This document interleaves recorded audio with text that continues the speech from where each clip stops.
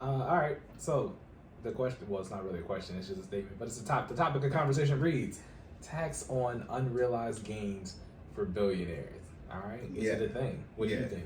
Yeah. So that's what it said. Well, first of all, what is that? Let's. What, unrealized gains? Yeah. Oh yeah, I was gonna preface real quick. Okay. Fitness really can't do this, but for finance stuff, I guess we got a keto question we're gonna do one day. Yeah. I'm gonna try to discuss topics that are going on in the media for you guys. So this is what this is about. So unrealized gains is episode 13. I'm pretty sure I defined it there, but I'm trying to give the direct definition of it. But unrealized gains is any money. It's your capital gains. So it's essentially you haven't sold yet. Say you buy a stock for $100, right? You buy a stock Apple and you got one share, it's $100, then it goes up to $150. You have $50 in unrealized gains, okay? And then if you were to sell that stock, you would have $50 in realized gains, and that's what you pay capital gains taxes on, okay? So unrealized gains, realized gains, capital gains taxes, those all siblings, okay? They all triplets, quadruplets. Would you say unrealized gains is the value of a stock that you have not taken profit on? Yeah. Okay. Yeah. Let me put this: the increase on the value of a stock that you have not taken profit on. Yeah. The issue is depending on the website you use, Right. you might see your unrealized gains Okay. notated as profit. Unrealized gains, we get into legal definition term, which is why I like to say that unrealized gains. Talking about tax code, unrealized gains. Now you can have unrealized losses. You don't know. That's when you get the tax loss harvesting where. $3,000 is the cap in that. You can deduct that from your taxes. Anything over $3,000 in a tax year, you can roll that over to the next tax year for 3 years. So that would be, not if you lose $9,000 like I did this year, I can deduct that $3,000 for the next 3 years that I lost this year, $9K from my taxes the next 3 years. That's tax loss harvesting. So it's unrealized gains, and obviously there are losses too. That's that. But yeah. You only realize them until you realize those gains to sell. So essentially appreciation, that's not just stocks. Stocks is the easiest way to see it. And you obviously got appreciation of your house. You don't pay taxes on unrealized gains, or when you realize that gain, if you're single and it's less than 500K, and if you're married, 750K for a home, it's something like that. Okay, so is that good definition of unrealized gains? Yeah, that works. 7 round unrealized gains. But yeah. Okay, so again, like stuff in the news. I don't know if you guys have been seeing, right, Democrats, how they're going to pay for this stuff. They want to tax the rich, yada, yada, yada. So they're thinking about taxing the unrealized gains on the billionaires. That's not good. There are a lot of issues right now where everybody about to lose my vote. However, I'm sorry, this is the way you said it. It's not. I want to be very clear. If this passes, I know they're going to stuff it in the bill, but it's making headlines. If this tax on unrealized gains, I don't care who it's for. Let's be clear. If it's for you and me, problem. But even ultimate issue. Yeah, even if it's for billionaires, whoever votes for this, who I get to vote for, I'm sorry, I don't care what else you do. This is Pandora's box. So when I talk about essentially episode 13, all that investing information, that's assuming your unrealized gains, right? That's essentially the compound interest. That just continues to grow and grow. So that $100, $150 example, eventually that $50, that's going to gain interest. That's compound interest. Then let's say that $50 gained 10%, so that's $5, right? Then that 5% gained 10%, right? That's 50 cents. But that continues to compound on itself. Right now, you don't have to pay taxes on that until you sell or create a taxable event. However, our government is thinking about adding to this $3.5 trillion bill. I think it might still be $3.5 trillion. Whatever this budget is for, they're thinking about taxing, I think it's billionaires, it might be, some crazy high number, but the ultra 1% taxing their unrealized gains. Some of you may be thinking, well, like they have the money. Yeah. This is the definition of Pandora's box. This is if they pass, we can tax unrealized gains on a certain income threshold. All they have to do is change that to your income threshold. And I've told one of my clients, the calculator does not, everything is on the internet. The calculator to calculate your compound interest if it gets taxed, unrealized gains, because all this investing information you hear about compound interest, buy and hold, let it sit, that is assuming that unrealized gain is sitting there the entire time.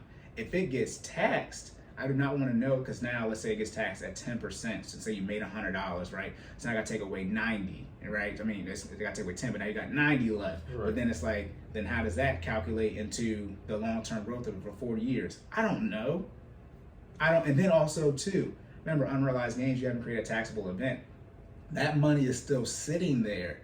So how you got, you might have to owe, but like you have to, file on your taxes. Where are you going to get that $10 from? You have not created a taxable event or realized that gain. That money's still sitting there. You don't have it.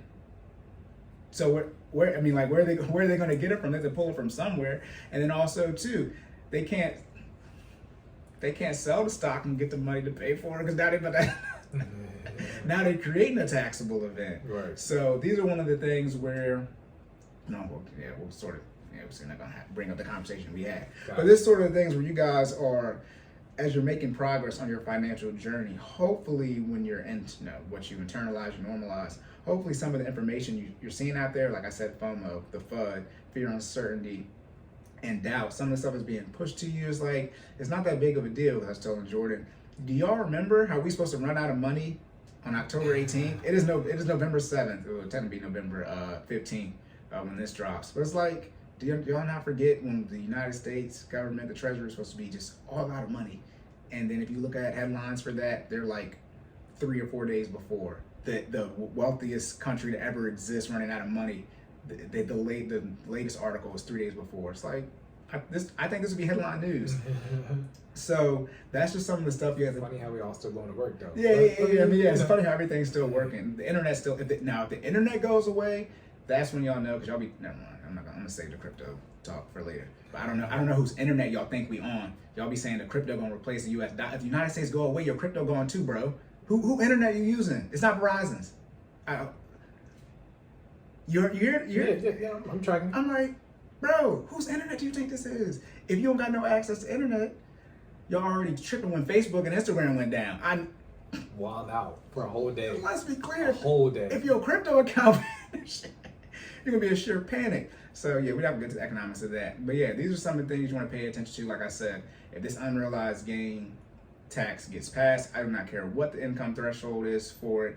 That is something you're really gonna have to pay attention to. Not big on politics, but that is something where it'll be a significant issue, because it's in the backdoor Roth IRA. That's looking about getting they're thinking about removing that in this same bill, which was touched on in episode 13, the investment episode. It might be episode 14 too, one of the two. But like, if the backdoor Roth is gone, that is something that people take advantage of, even if you don't make not hundreds of thousands of dollars, but $500,000 and plus up. That is in that 200. It's 140 and under, 125 to 140 if you're single, and then 198 to 208 if you're married.